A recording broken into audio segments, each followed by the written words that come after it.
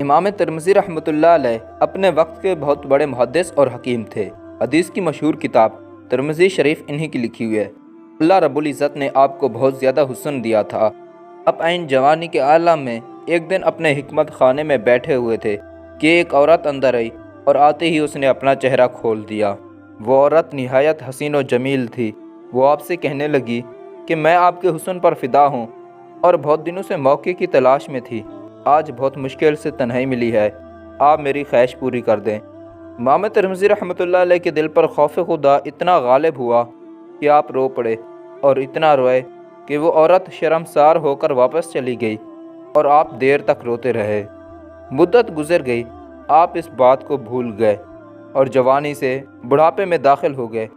بال سفید ہو گئے۔ ایک دن مصلی پر بیٹھے تھے کہ دل میں خیال پیدا ہوا کہ اگر اس وقت میں اس عورت کی خواہش پوری کر دیتا تو کیا تھا، بعد میں توبہ کر لیتا۔ لیکن جیسے ہی یہ خیال دل میں آیا، فوراً رونے لگ گئے اور کہنے لگے، اے رب کریم، جوانی میں تو یہ حالت تھی کہ میں گناہ کا نام سن کر ہی اتنا رویا کہ وہ عورت میرے رونے سے شرمسار ہو گئی تھی۔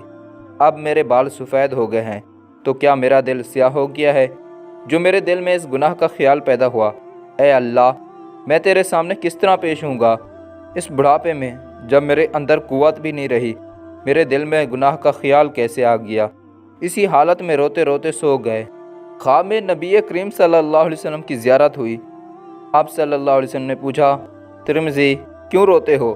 عرض کیا، میرے محبوب صلی اللہ علیہ وسلم، جب جوانی کا زمانہ تھا، قوت اور شہوت کا زور تھا، تب تو اللہ کا خوف اتنا تھا کہ گناہ کی بات سن کر ہی اللہ کے خوف سے رونے لگ گیا تھا۔